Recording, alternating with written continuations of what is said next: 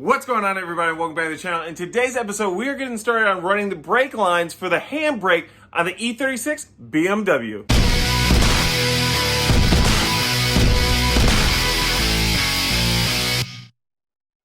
Before we get started today, I want you guys to know that I'm going to spin you around here in a second, but we've been doing some remodeling. There's been a little bit of filming going on, so the work area is very, very dirty. I apologize ahead of time.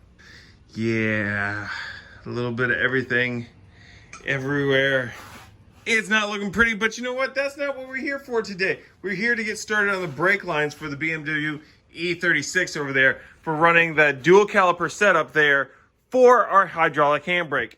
What I did was I hopped on Amazon and got some of this prime delivery right here of some steel brake line. If I can get this open. All right, here we have it right here. This is 25 feet of 3/16 brake line. So I believe it came with some hardware. No?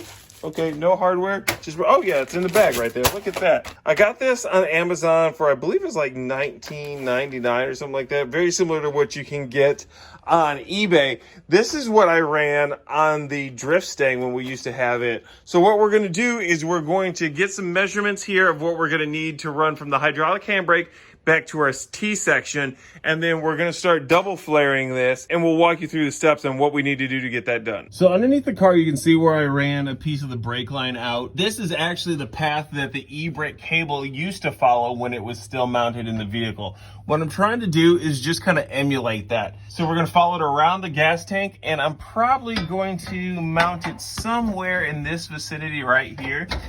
If I can get all this stuff out of the way so I can move.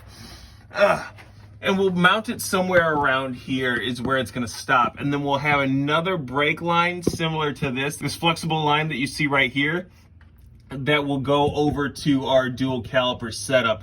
We don't want to run a hard line straight to it because of the flex and whatnot that you're going to have with your suspension. So I'm going to let a little bit more line out and then just trim it. We're gonna be doing our splice or our split inside the vehicle. Like I said, we're gonna try and follow the same path as the e-brake cable did. So we have one right here and the other tube is gonna come through here, and then it'll be bolted down on the inside. That way it goes on either side of our drive shaft once that eventually gets put back in place here. So underneath the car, I pretty much have where I want the brake line ran. So what I'm gonna do now is take my cutter. I'm gonna place this here on my brake line. And if I could do this one-handed, I would, but I don't know if I can. We need to get it set right there in that little groove. And then I'm going to start tightening this down. Once it's on there kind of snug, I'm going to just start rotating it around until it breaks off my brake line. There it is, loose again. Bam! Brake line is cut. So what we're gonna do now is pull this out, and we're gonna start getting our double flare set up here so we can run it down and underneath the car. A few things that we have here is we have our flare kit right here. I believe both of these are kind of the same. I think one is Drew's and one is mine, possibly. Not entirely sure, but I believe so. And then what we're gonna have to do to double flare this is we're going to start cleaning up this edge here. What I'm gonna do is I'm gonna file it down a little bit after I get it set up in the clamp here. And then we're going to score the inside with a knife and then file down the edge to give it a little bit of a bevel, and then we'll set it up to do the flare. We have our section here that calls for the 3/16 line, so we're gonna go ahead and get this set up inside of that. One of these sides you can see has got a bit of a bevel in it. We're gonna flip it over to the flat side, that way we can get in there and file it down nice and clean. So I'm gonna go ahead and clamp this in here. All right, it's in there nice and snug. I don't know if you'll be able to see that, but there is a little bit of a raise on one side. So I got my file here, and we're gonna go ahead and file this down real quick if I could stop this from falling off the table. Now that I have it filed down, I'm gonna take my knife here and just kind of go around on the inside here, getting any burrs that may have gone inside also. Just kind of scoring the inside a little bit. All right, that looks good. Let's pop it out of here and file down the edges a little bit. With that out of the jig, all we're trying to do now is put a nice little bevel here around the edges, just so it's not completely flat all the way around.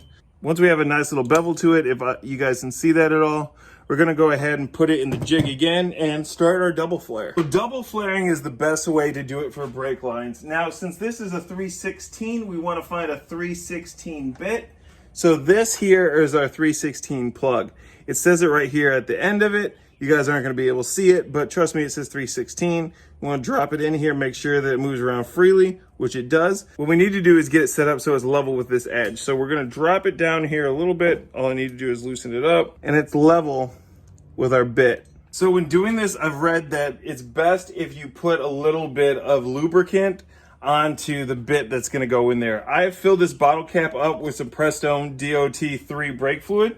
So I'm just gonna dunk it in there, get a decent coating on it, nothing crazy, and then put it here inside where we're gonna need to flare it. Next, sliding our tool on here, making sure everything is nice and snug. We're gonna go ahead and put our lubricated bit right inside. Drop this into the center of the bit. There's gonna be a little pinhole there to let you know that it's lined up, and then we're gonna start tightening this thing down and crank it down until it goes flat. Hopefully you can see this. This is our flare right here. What we need to do is now double flare it. All you have to do is take your bit out, put this thing back on, and then you're gonna pop this back in there and crank it down again. Not too tight, but just enough so it's snug. You don't wanna split the bubble here at the end. With everything now in place, kind of butted up against there, I'm just gonna slowly crank down on this to create my double flare. Now, since the end wasn't oblong, it wasn't split, there didn't seem to be any issues with it, I should get a nice double flare out of this. So here's the T-fitting that we're gonna be using to run this from the handbrake, and this is gonna be going down into the actual brakes themselves. If you can see up inside here, you can see how it's kind of conical, or if you guys would like to say a cone inside, that's where we get our double flare from. That's going to sit down inside of this, if you'll focus, and sit down in there, and that's what's going to create our seal. However, if you look down here inside of this, which is our brake line that's actually going to be going to the BMW caliper, you can see it's a different shape down in there. That's what we're gonna need a bubble flare for, which is actually pretty simple, and we're gonna have to do that underneath the car, but it's really just the same as a double flare, except you're not doing the second step. After a little bit of finagling, you can see I ran my tube up through the same path in which the e-brake went, and in through the same tubes here and underneath. It wasn't the easiest, and probably not the best way to route it, but I think it's gonna look the cleanest, and then it'll mount here into an existing bolt hole, and then we're going to run our other line from here over into the hydraulic handbrake. As we know, this right here is a double flare, so we're gonna have to do a double flare on this end, but when we look down here inside the handbrake, this here appears to be a bubble flare. So on this end, we're gonna do a bubble flare, run it down around here, probably actually off to the other side, just to make sure we have clearance from the driver, and then into here with a double flare. Setting everything up now to do our bubble flare on the handbrake side, we're doing it exactly like we did last time. We had trimmed everything up, we filed it down, we trimmed the inside with the knife, beveled the edges slightly. Now we got it here in our 3/16 hole, and we're just gonna go ahead and start to, almost forgot the most important part. Now we have our bit right here that we're gonna dip into the brake fluid. All right, got that lubricated up, slide that down in. Then we're going to take this, put it in, yeah, and we're gonna tighten it down. To do our bubble flare, all we have to do is the first half of what we did last time and just press it down. And if this thing would focus, you can see there's a little bit of a bubble right here, and that's the bubble flare that we're looking for. And for those of you thinking I may have screwed up by not putting on my joint, I did not. I still have an open end. We'll just make sure to put on the other one before we tighten it down in the car and make this double flare. Here's our double flare. Here is our bubble flare, and it's all ready to go in the car right now. So I'm gonna end up putting the bubble flare end on the handbrake, this into our T section, and we should be all set to go underneath the car to do the brake line. Quick update, trying to put the bubble flare end down into the handbrake, and this end here that bolts into the handbrake is actually too short, so it left a little bit of play in the line, which isn't gonna let it seat right. So I found this piece here that I had from the Drift Mustang, which you can see is a little bit longer. We're gonna go ahead, I'm going to cut right underneath my bubble flare here, and that way we are not gonna be too far off. I know that I cut this thing a little bit extra long, so that'll work out for us. We'll cut right there, put this new one on, and we should be ready to rock. Well, here we are. Got the brake line in, got it curved down, around over here into our T-section, which I have bolted down in place.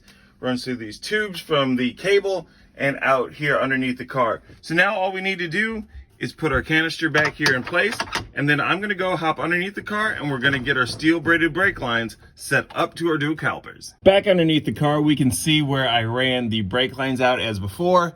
Put them here in this little bracket for the e-brake cable, ran them back down in through this little eye hole here that also went to the e-brake cable, and then around here, and we have our second bubble flare. This one here on this side, we're gonna have to check it once we get fluid in. I feel like it was a little off-center. I do know I tightened it down pretty tight, which should squish it down in there a little bit more, but we'll have to see. And then the brake line runs over here into the dual caliper setup. I do believe I have them on opposite sides because if you see here, the bleeder is on the bottom, and where I have to put the line is on the top, which would mean I'd have to put it up, curve it, and put it right up against the lower control arm, which I really don't want to do. But I thought Drew said the bleeder here needs to be near the bottom, which I don't believe that's correct. So I may have heard him wrong. Then flipping around here to the other side, you can also see how I ran it through the eye hole, and I have it over here. It is just kind of dropped down right now because I need to slide over there and get this one flared out and get the brake line on, and then that will be done. We may have to flip the brakes again, like I said, but that should finish up all this until we decide to bleed it and have everything ready to rock. That is gonna do it for this video. As you guys can see, I got Formula Drift running in the background. Round 1 of the FD season 2021. I'm gonna watch my boys Chelsea Denofa and Vaughn Gittin Jr. slay it. So thank you guys very much for tuning in to today's video. If you guys liked it, make sure to give it a big thumbs up. If you're new to the channel, go ahead and hit that subscribe button. Go ahead and hit the bell notifications. You don't wanna miss it because we still got more stuff for this that's actually gonna be cool eventually, but we still got that bad bitch. So until next time, thank you guys so much. Peace.